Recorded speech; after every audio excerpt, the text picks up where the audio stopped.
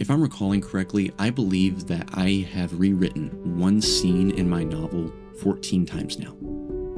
Yeah, I know, that's a lot. And I can't believe I'm saying this, but considering that I have been drafting this novel for nearly 4 years now, I think I have a little bit of a perfectionist problem. But more on that in just a minute. You need some context on what I'm talking about. So why am I even writing a novel anyway? Well, first and foremost, I am just a creative at heart. I've tried various different forms of artistic expression over the years, and I seem to have eventually settled on videography and writing. And two, I just have a lot of things about the world that I want to share, whether it's about culture, society, or some personal beliefs that I think you might be able to get something out of. I'm by no means an authority on much, but I do hope that some of my ideas can make you think about certain things in new ways. So why did I even start in 2022, and why has it taken me so long? Through the first half of grade school, I was making these really crappy Captain Underpants style comics, and it was something. I didn't really take writing seriously until 8th grade, I believe, when I tried drafting up a fantasy work that had some serious foundational issues.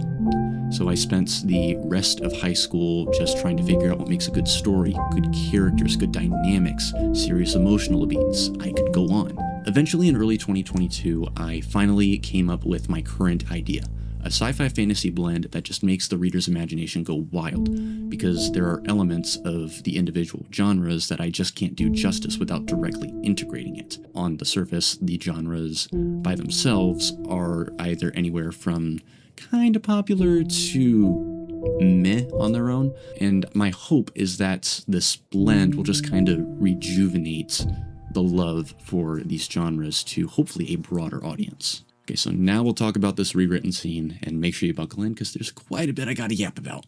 This takes place at the start of the second act, where our two main characters are on a quest to save their friends from some technologically advanced terrorists, and their journey has taken them to this grand water-themed city, and they get there just in time before a major attack happens. Now, there were 3 things that I wanted to make sure I got right in this scene.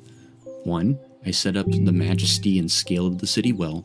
I make sure one of the friends is able to escape, and then I start to introduce more fantastical creatures into the world. Now, the good news is I think I got that first point down pretty well with the inclusion of a sapphire wyvern, but the bad news is that the first 2 points just did not work at all. The way that I ended up describing the city just felt too generic. So I started adding some more fantastical and hopefully memorable elements to it. So, for example, instead of a typical beachside city, I decided to make it sit inside of a gulf. They drained out all of the water and they built the city on the seafloor. And there's a hydroelectric dam that powers the city while also keeping the ocean from flooding everywhere. To me, that screams so much more memorable and cool than the way I had before.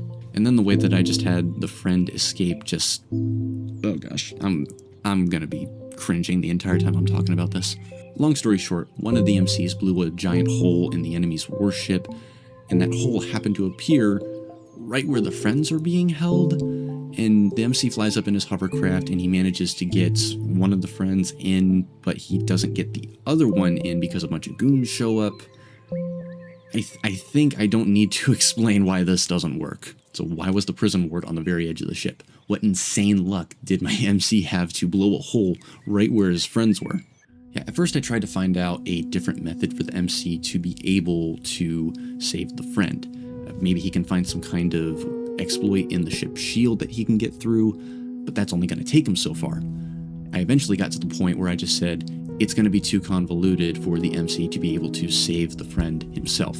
Thankfully, after looking at some earlier gimmicks introduced in the novel, I finally found a suitable solution. Basically, the friend gets into a scuffle with the enemy commander, and he accidentally triggers the teleportation mechanism built into his gauntlet. And if I'm recalling correctly, this was the specific portion that took me 14 different attempts to get right.